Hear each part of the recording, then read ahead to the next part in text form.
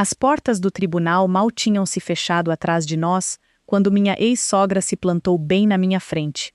Ela cravou a ponta da bengala no concreto na frente do tribunal do condado de Hamilton, em Noblesville, Indiana, e me encarou com aquela mesma expressão que ela usava há anos, sempre que queria me fazer sentir pequena.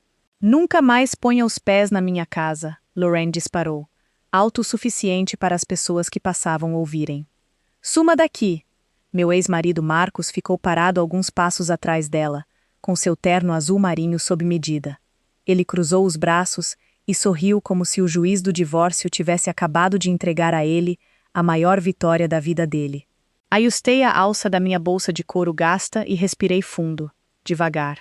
A enxaqueca que vinha crescendo atrás do meu olho direito desde o amanhecer latejou de novo. Então eu sorri. Na verdade, Lorraine, eu disse baixinho. A venda foi fechada hoje de manhã. Ela franziu a testa. Que venda?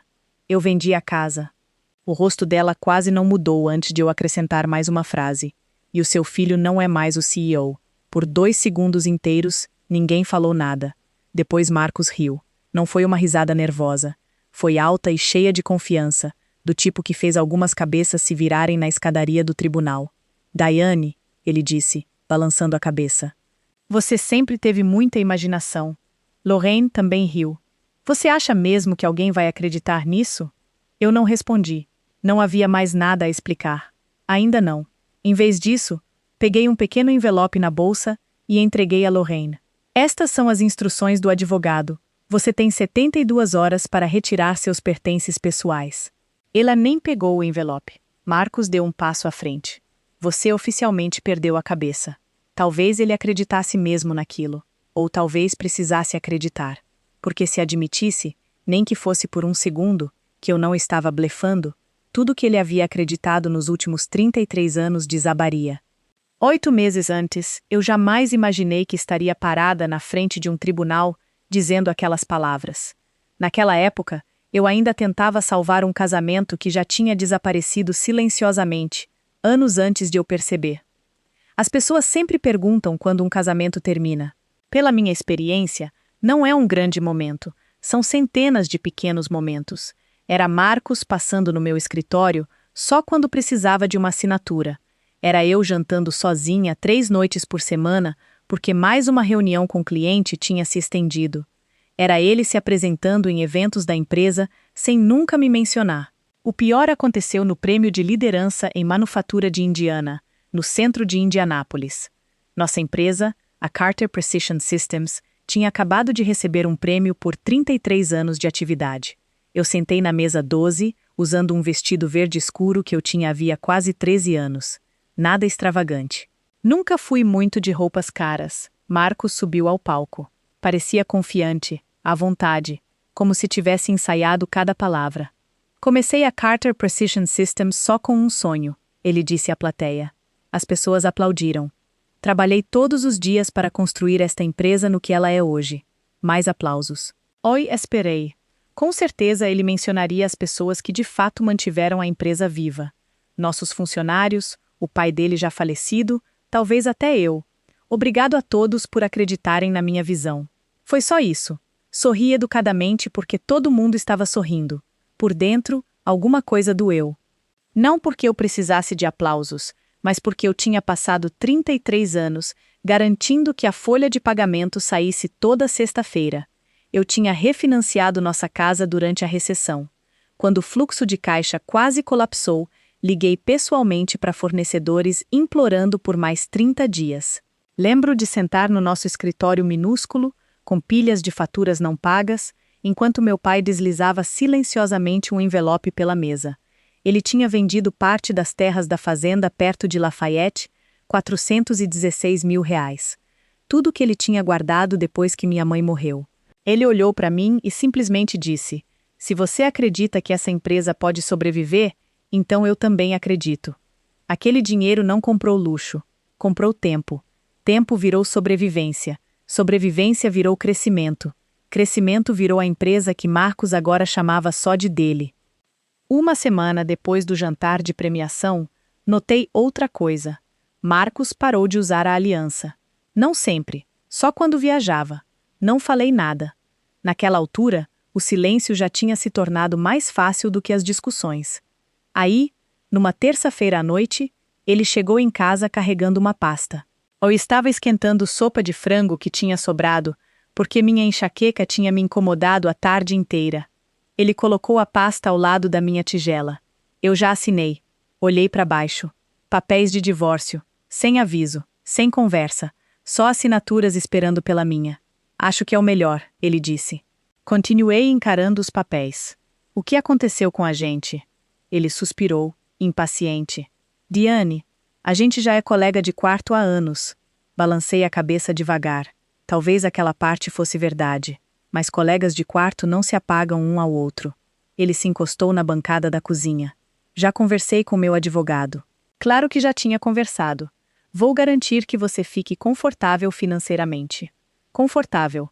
Depois de 33 anos. Finalmente olhei para ele. O que você acha que eu contribuí para essa empresa? Ele pareceu genuinamente surpreso com a pergunta. Você cuidava das planilhas. Só 4 palavras. Você cuidava das planilhas. Nada sobre negociar empréstimos. Nada sobre manter os funcionários com plano de saúde. Nada sobre ficar sentada ao lado de camas de hospital depois de acidentes de trabalho. Nada sobre perder férias porque alguém tinha que ficar para trás. Só, você cuidava das planilhas. Ele pegou as chaves. Tenho jantar com a Natalie, eu imaginei. Embora ele não tenha dito o nome dela. Depois que a porta da frente se fechou, fiquei sentada sozinha até a sopa esfriar. Eu não estava chorando. Ainda não. Estava tentando entender como alguém podia viver ao meu lado por 33 anos e genuinamente acreditar que eu só tinha organizado papelada. 2 dias depois, conheci Rachel Kim. Ela tinha feito parte do nosso conselho por anos e tinha se tornado uma das poucas pessoas em quem eu confiava plenamente. Nos encontramos numa cafeteria tranquila, perto da Meridian Street, em Indianápolis. Ela escutou sem interromper. Quando terminei, ela mexeu o café uma vez. O que você quer? Eu esperava um conselho jurídico. Em vez disso, ela fez aquela pergunta. Não sei. Sim, você sabe. Olhei pela janela. Eu quero que ele pare de fingir que eu nunca existi. Rachel balançou a cabeça. Depois fez uma pergunta que me pegou completamente de surpresa. Você assinou a procuração de voto deste ano? Pisquei. Não, você não assinou. Eu esqueci. Rachel sorriu pela primeira vez naquela manhã toda. Não esqueceu. Ela pegou na pasta um fichário corporativo grosso. Você lembrou exatamente na hora que precisava. Ela o abriu com cuidado antes de deslizá-lo sobre a mesa. Vá até a página 32. Franzi atesta. O que eu devo procurar? Rachel entrelaçou as mãos. O motivo pelo qual o Marcus pode ter cometido o maior erro da carreira dele. Fiquei encarando a página 32 por alguns segundos antes de olhar de volta para Rachel. A página não era nada dramática. Sem manchetes em negrito, sem cláusula secreta destacada em amarelo. Só um gráfico, quadrinhos, nomes, números, linguagem corporativa que eu tinha passado metade da vida lendo. Não estou entendendo, admiti. Rachel virou o fichário para si mesma e bateu o dedo na página. Você possui 38% do capital da empresa. Eu sei, mas não é isso que importa aqui. Ela apontou mais abaixo. Suas ações preferenciais classe A valem 5 votos cada. Balancei a cabeça devagar. Lembro que meu pai insistiu nisso. Eu também lembro. Rachel se recostou. O Marcus também lembra. Aquilo me surpreendeu. Achei que você ia me dizer que ele tinha esquecido. Ela balançou a cabeça. Não. Isso deixaria essa história fácil demais. Ela sorriu de leve. O Marcus não esqueceu. Ele só ficou confortável.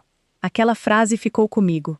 Por anos, toda a Assembleia Anual de Acionistas seguia a mesma rotina. Algumas semanas antes, a assistente do Marcus me mandava por e-mail uma autorização de procuração. Eu assinava. Marcus votava com minhas ações. A reunião terminava. A vida seguia. Eu confiava nele, eu disse baixinho. Rachel concordou com a cabeça. E ele passou a acreditar que a confiança era permanente. Ela deslizou outro documento pela mesa. A procuração deste ano, em branco, não assinada. Eu nunca devolvi. Não. Rachel olhou direto para mim.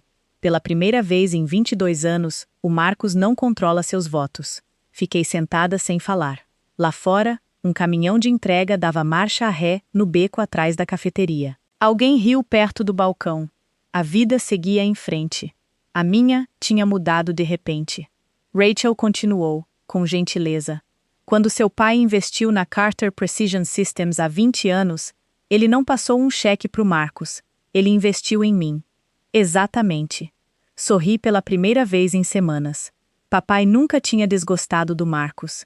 Ele simplesmente acreditava que negócios e casamento eram duas coisas diferentes. Se essa empresa algum dia sobreviver por causa do meu dinheiro, ele tinha dito naquela época, eu quero que todo mundo lembre de onde esse dinheiro veio. Rachel tinha sido a jovem advogada que redigiu o acordo.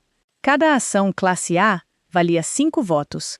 Não podiam ser convertidas sem meu consentimento por escrito. Não podiam ser diluídas sem minha aprovação. Naquela época, nenhum de nós imaginava que a empresa um dia valeria mais de 130 milhões. A gente só estava tentando pagar a folha. Então, o que acontece agora? Perguntei. Rachel não respondeu de imediato. Em vez disso, entrelaçou as mãos. Isso depende do motivo pelo qual você está perguntando. Como assim? Se você está tentando punir seu marido por ter tido um caso, ela deixou a frase no ar. Então não faça isso, pisquei. Eu não faria. Oi, sei. Ela pareceu aliviada. Mas se você está tentando proteger uma empresa cuja liderança parou de agir no melhor interesse dos funcionários, ela fechou o fichário.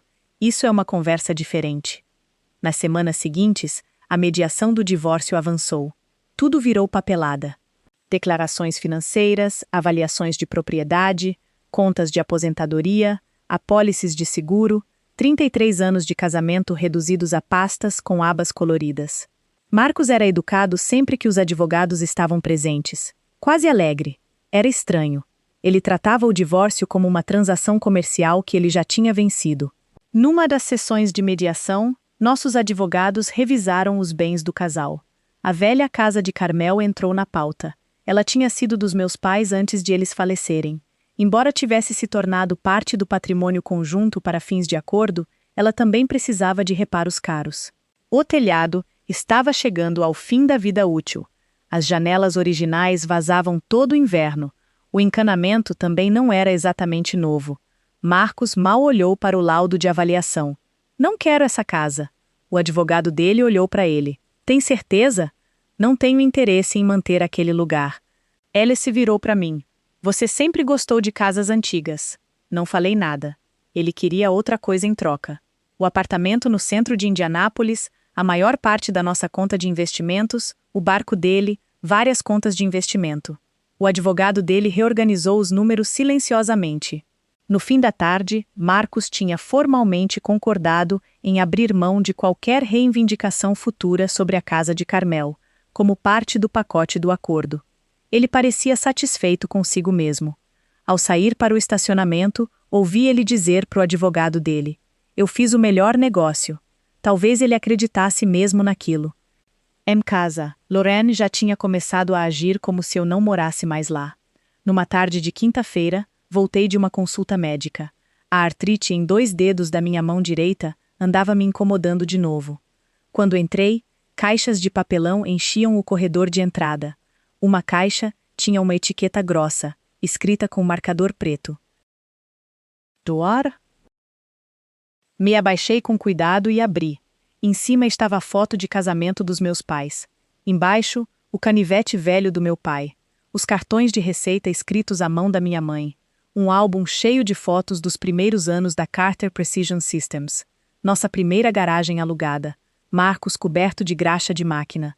Eu segurando a Emily com um braço enquanto atendia ligações da folha de pagamento com o outro. Uma das fotos estava dobrada num dos cantos. Alisei ela com cuidado. Lorraine entrou carregando sacolas de compras. Ah! Ela não pareceu constrangida. Achei que o Marcos não ia querer essa tralha velha toda. Olhei para cima. Meus pais são tralha? Ela suspirou, dramática. Não começa. Eu só estou perguntando. Você vai se mudar logo mesmo. Ela colocou as compras no balcão. Não tem motivo para carregar memórias inúteis por aí para sempre. Fechei o álbum com cuidado. Aquilo não eram memórias para mim. Era prova. Prova de que eu tinha estado lá desde o começo. Naquela noite, enquanto levava roupa lavada para cima, Ouvi Lorraine falando ao telefone. Ela não sabia que eu estava em casa. Eu disse para Natalie que ela vai amar essa cozinha assim que reformarem. Uma pausa. Ah, com certeza. Ela riu. Os armários são antiquíssimos. Outra pausa. A gente finalmente vai deixar essa casa com cara de moderna. Voltei silenciosamente para baixo antes que ela percebesse. Não por medo, porque de repente percebi que ela não estava nem imaginando um futuro em que eu ainda existisse. Na segunda-feira seguinte, meu telefone tocou.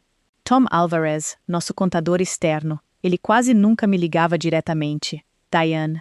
A voz dele soava incomumente séria. Você tem alguns minutos? Tenho.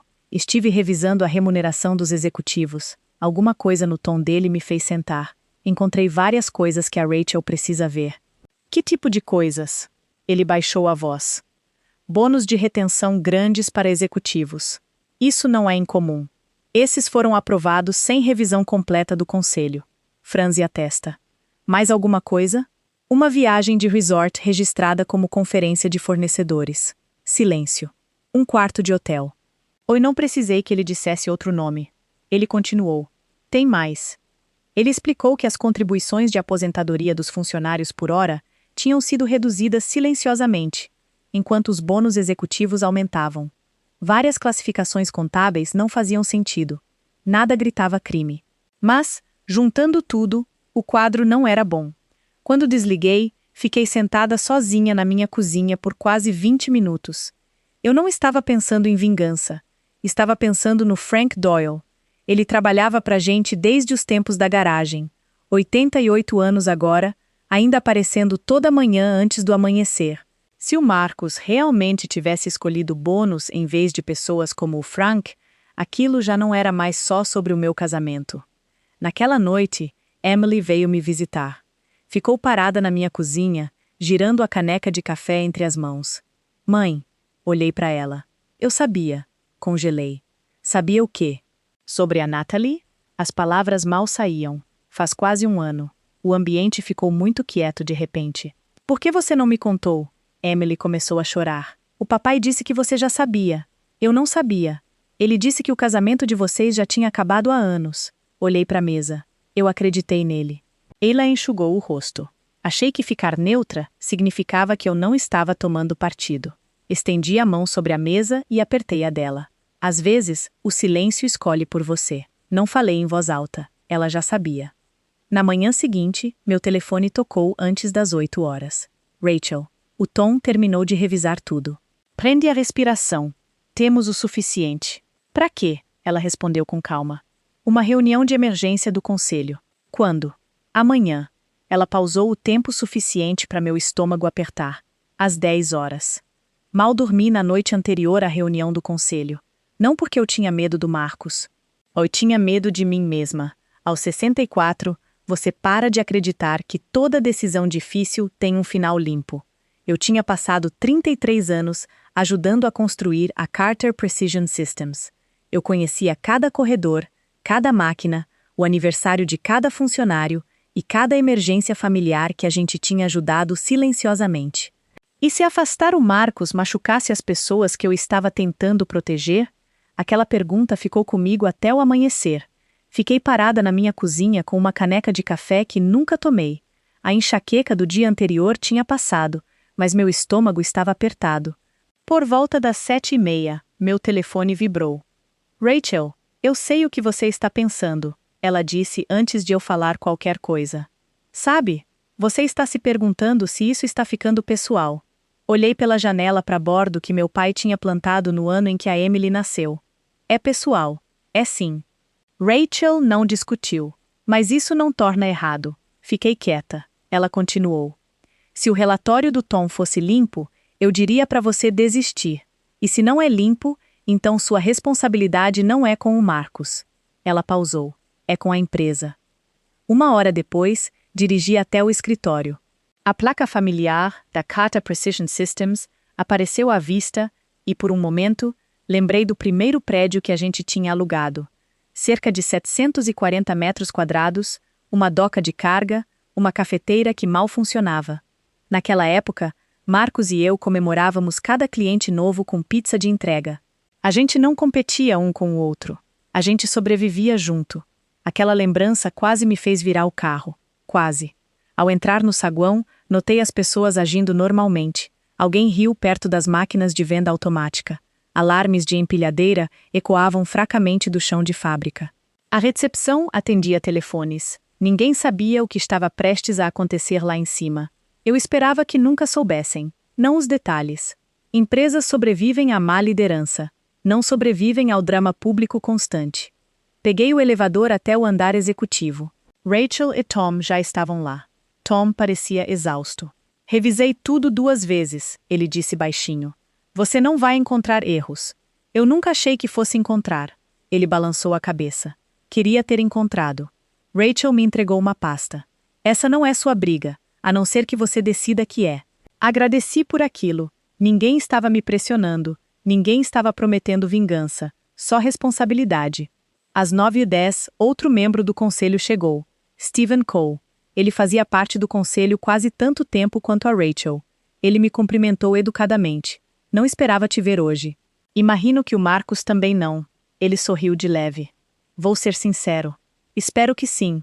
Fico desconfortável misturando divórcio com governança corporativa. Eu também. Aquilo pareceu surpreendê-lo. Eu não quero vingança, Stephen. Então por que estamos aqui? Olhei bem nos olhos dele. Porque se o relatório do Tom fosse sobre qualquer outra pessoa, ainda assim estaríamos tendo essa reunião. Ele considerou aquilo por alguns segundos, depois simplesmente confirmou com a cabeça. Não era concordância, mas também não era rejeição. Às 9h40, meu advogado ligou. O juiz assinou o acordo. Fechei os olhos. Então é oficial. Sim, e a propriedade? A empresa de titularidade tem autorização para fechar. Sussurrei. Obrigada. A ligação terminou. Fiquei olhando para o telefone por um longo momento. A casa de Carmel finalmente era só minha. Não porque eu tinha enganado ninguém, porque o Marcus tinha escolhido outra coisa.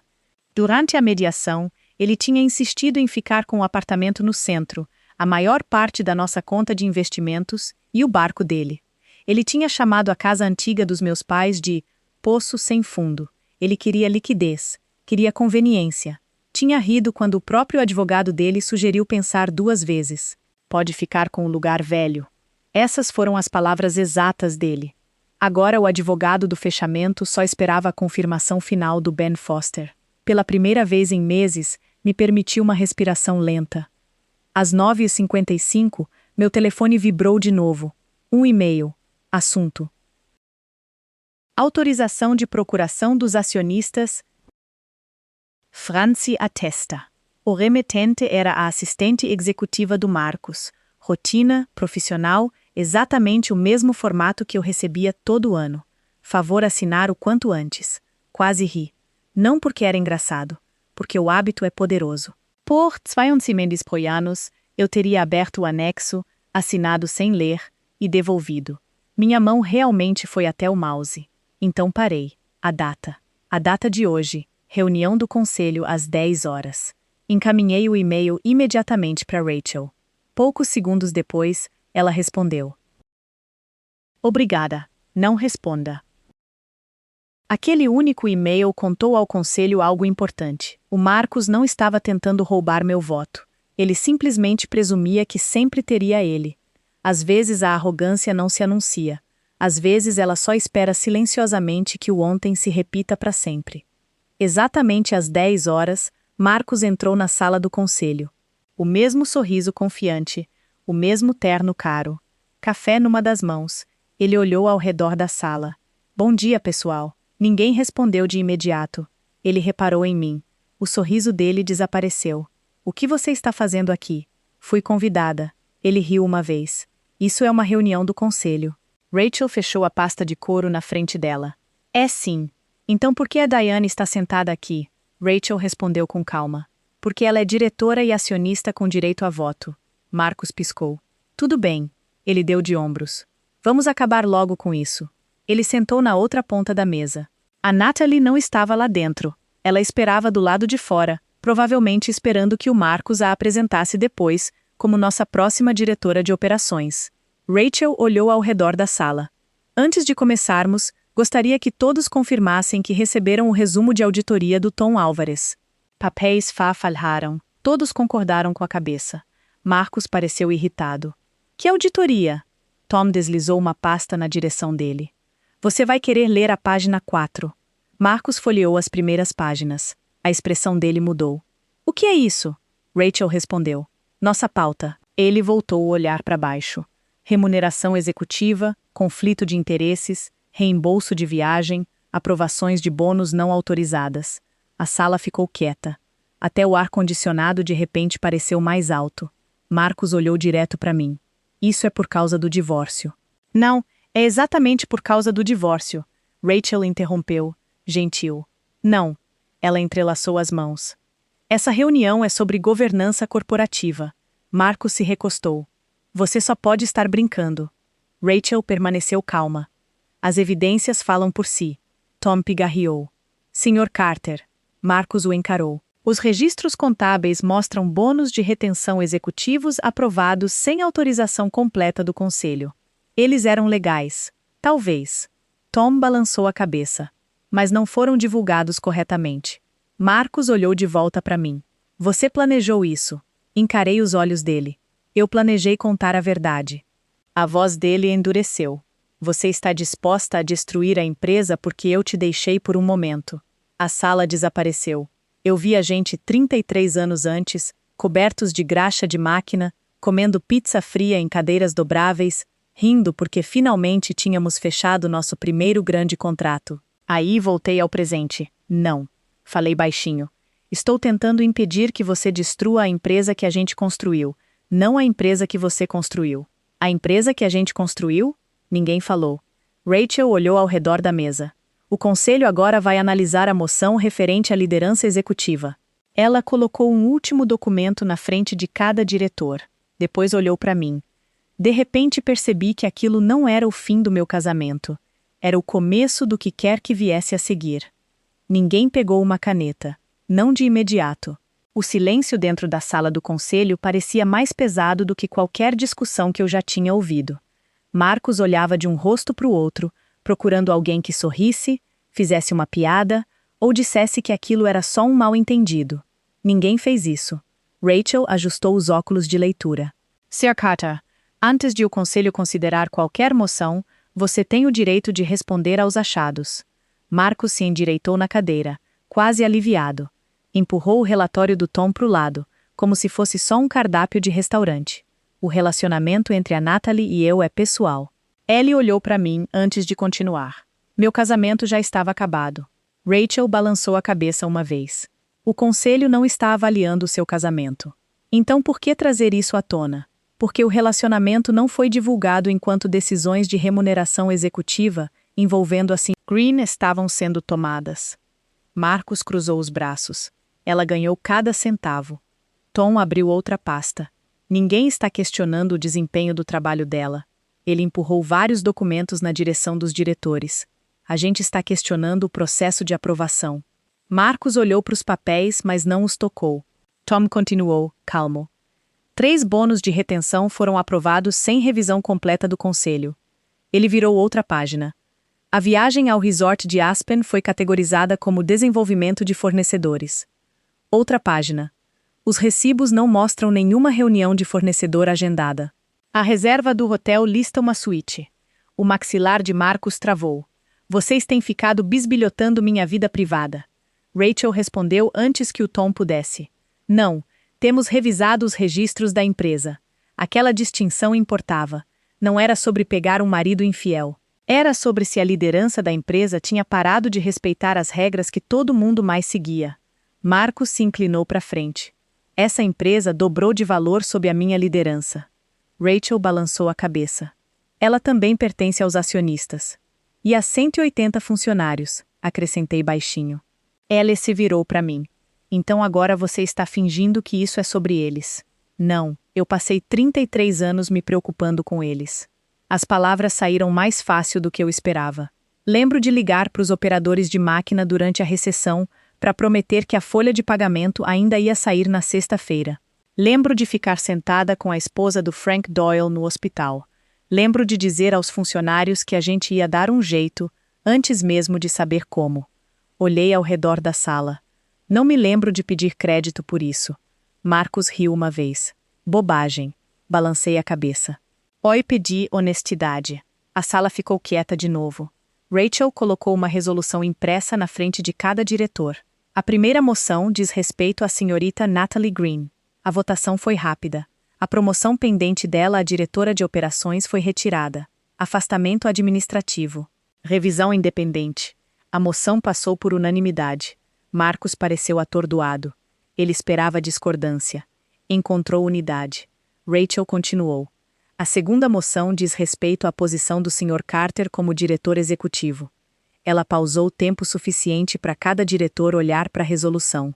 A recomendação diante do Conselho é a destituição do cargo de CEO, com efeito imediato, e a nomeação do David Reynolds como diretor executivo interino até uma busca permanente. Marcus se levantou tão rápido que a cadeira rolou para trás. Isso é insano. Ninguém respondeu. Ele olhou direto para o Stephen Cole. Você me conhece há 26 anos. Stephen suspirou. Conheço. Então vote não. Stephen pareceu genuinamente desconfortável. Eu queria que isso não estivesse acontecendo. Eu também. Mas não posso ignorar as questões de governança. Marcus o encarou. Depois outro diretor, depois outro. Por fim, olhou para mim. Isso é coisa sua. Rachel falou com firmeza. Não, Marcus. Essa é a decisão do conselho. Ela olhou ao redor da mesa. Por favor, registrem seus votos. Um por um, as mãos se levantaram. Sim, sim, sim. Stephen hesitou. Por um momento, pensei que ele pudesse salvar o Marcus. Em vez disso, levantou a mão lentamente. Rachel contou baixinho. A moção passa. Ela olhou para o Marcus. Com efeito imediato, você está destituído do cargo de diretor executivo da Carter Precision Systems. Nenhum aplauso. Nenhuma música dramática. Só silêncio. Marcus continuou de pé. O rosto dele tinha ficado pálido. Vocês não podem fazer isso. Rachel dobrou a resolução assinada. Já fizemos. Ela deslizou o documento na minha direção.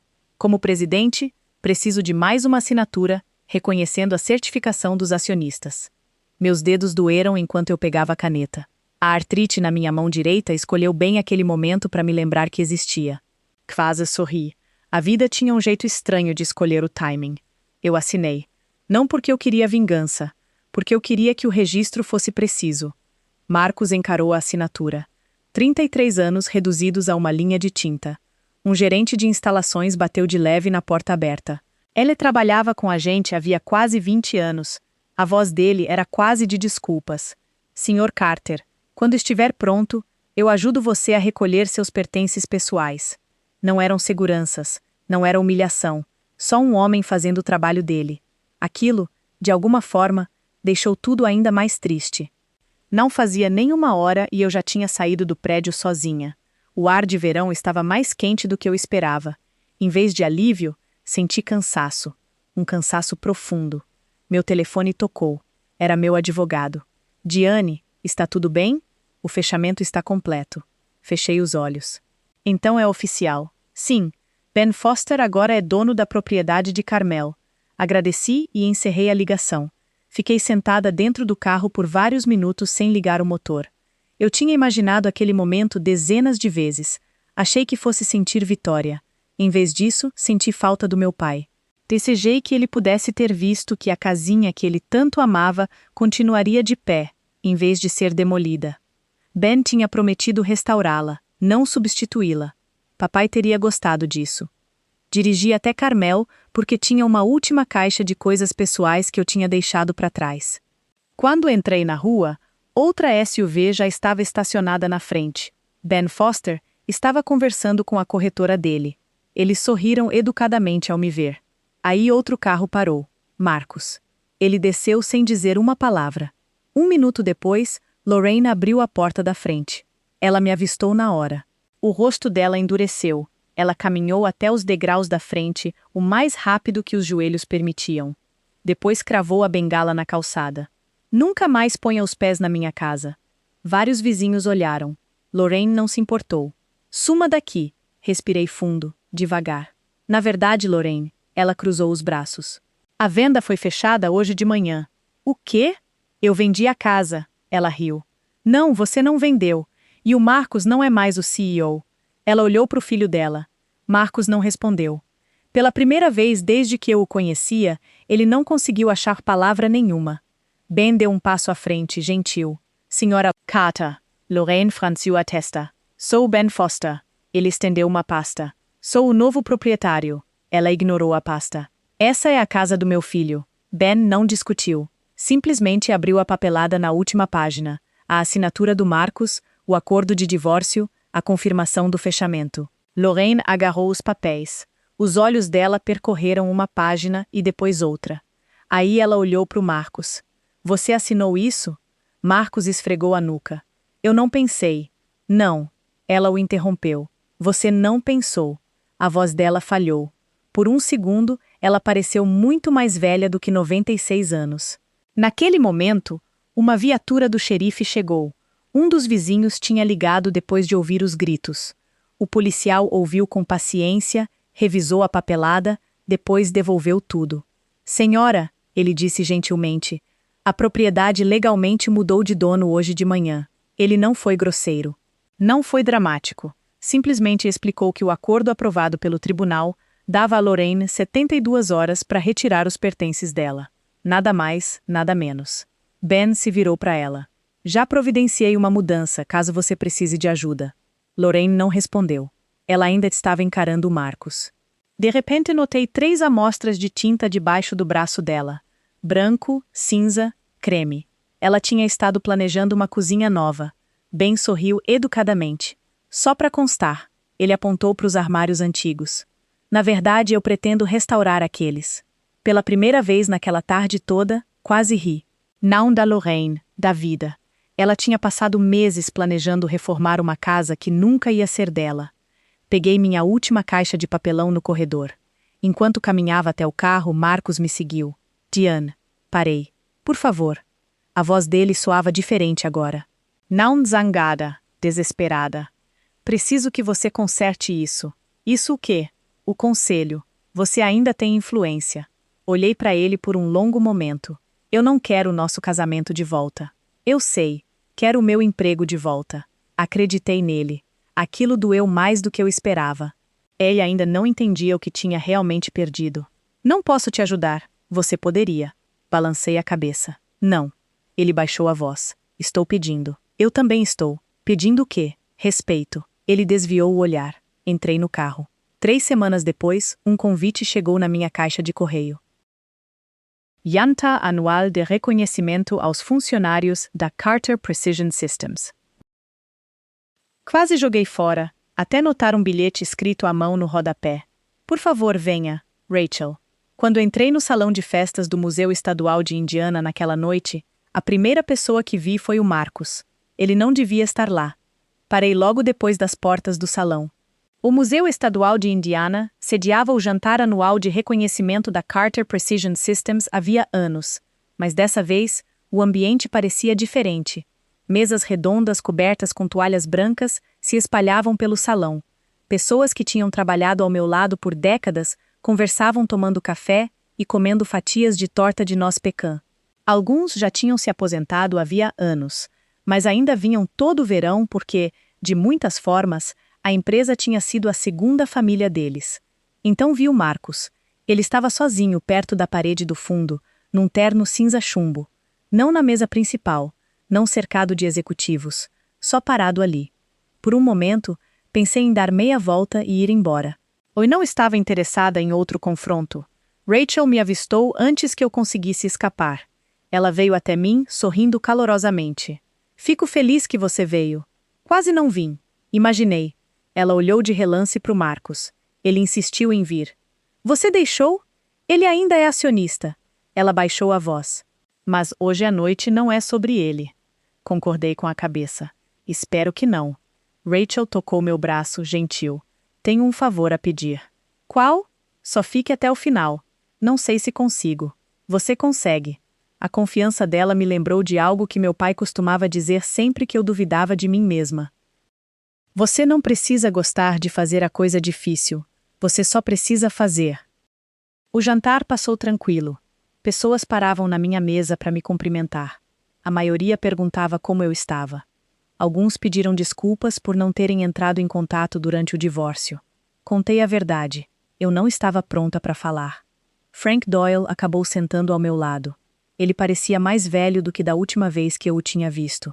O cabelo dele tinha ficado quase completamente branco e ele se movia mais devagar do que costumava, mas o sorriso dele não tinha mudado. Bom te ver, garota. Ele me chamava de garota desde que eu tinha 31 anos. Senti sua falta, Frank. Você parece cansada. Ri baixinho. Estou. Você vai dormir melhor. Espero que sim. Ele apontou com a cabeça para o palco. Você vai gostar de hoje à noite. Franze a testa. Como assim? Ele só sorriu. Você vai ver. Depois da sobremesa, Rachel subiu ao palco. As conversas foram diminuindo aos poucos. Ela agradeceu a todos por mais um ano de sucesso, antes de falar brevemente sobre a história da empresa. Este ano marca 33 anos desde que a Carter Precision Systems abriu sua primeira oficina. Uma tela grande atrás dela se acendeu. Uma foto antiga apareceu, a garagem. Eu não vi aquela foto havia anos. Lá estava o Marcos, com 36 anos, sorrindo ao lado da nossa primeira fresadora usada. Oi sentada numa cadeira dobrável com uma calculadora, faturas espalhadas numa mesa de cartas. A próxima me fez rir através de lágrimas inesperadas. A Emily, ainda bebê, dormindo dentro de uma caixa de papelão enquanto eu terminava a folha de pagamento. As pessoas ao redor da sala riram. Outra foto.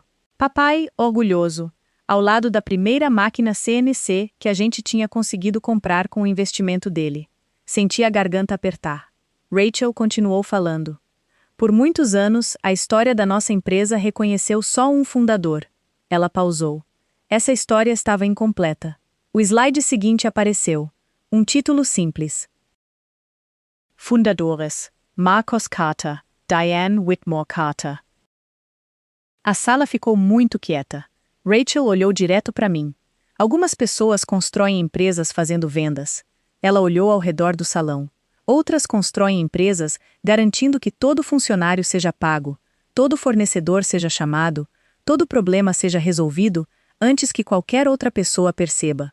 Ela sorriu. Hoje à noite, a gente está corrigindo o registro. Ouvi minha cadeira raspar de leve no chão enquanto alguém se levantava. Depois outro, me virei. Frank Doyle já estava de pé. Ele ainda não estava aplaudindo. Só ficou de pé. Em segundos, quase todo mundo o seguiu. Os aplausos começaram devagar, depois foram crescendo cada vez mais.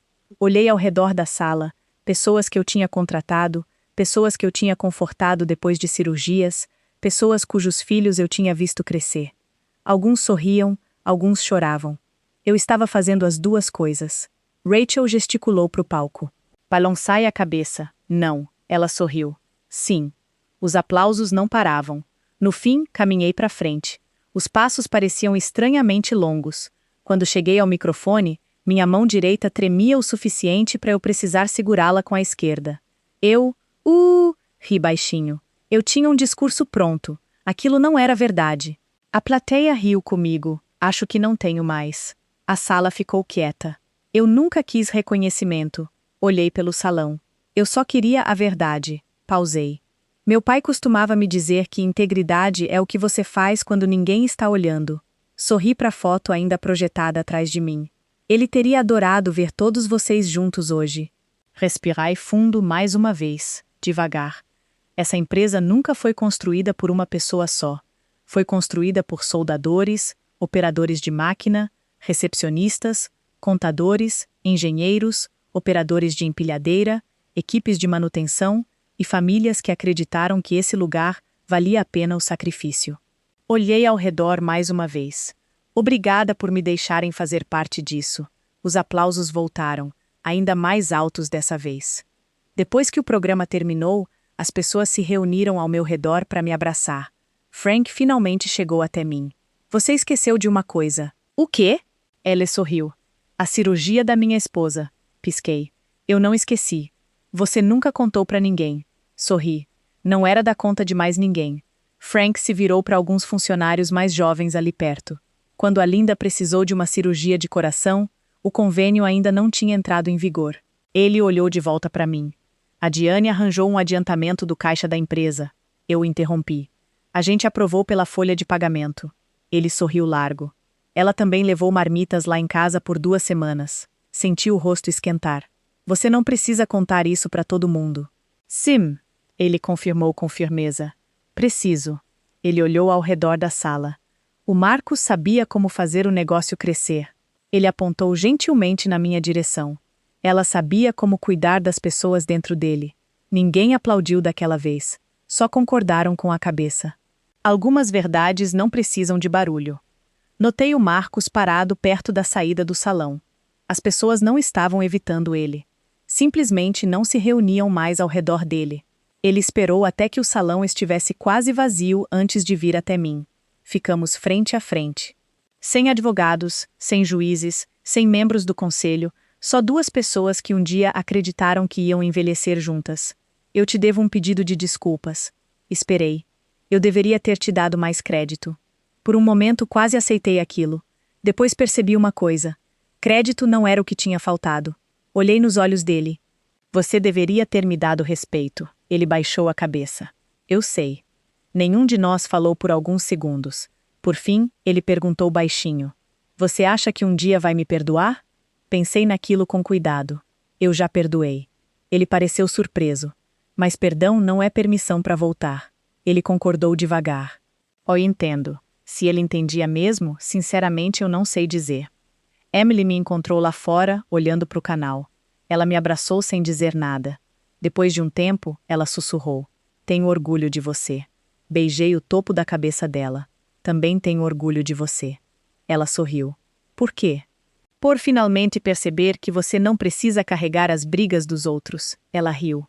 Ainda estou aprendendo. Eu também. A vida ficou surpreendentemente comum depois disso. Comprei uma casa térrea pequena em Zanesville. Sem escadas, um jardinzinho, espaço suficiente para Emily sempre que visitasse. Comecei a fazer consultoria para empresas de manufatura menores alguns dias por mês, só o suficiente para ficar ocupada, não o suficiente para perder meus fins de semana de novo. Ben Foster de vez em quando mandava fotos enquanto restaurava a casa antiga dos meus pais.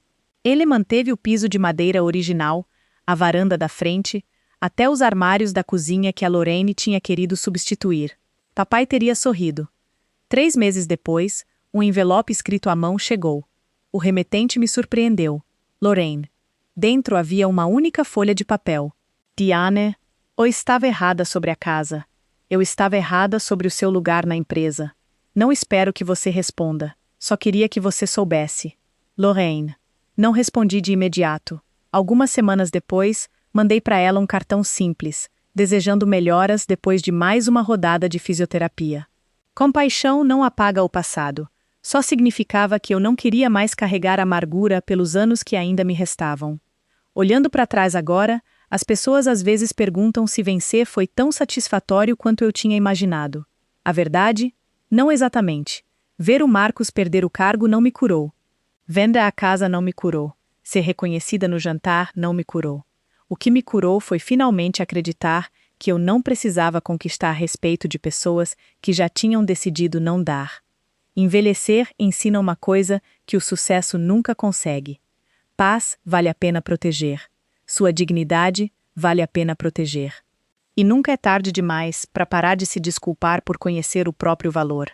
Se você já teve que reconstruir sua vida depois que alguém te subestimou, espero que saiba que você não está sozinho.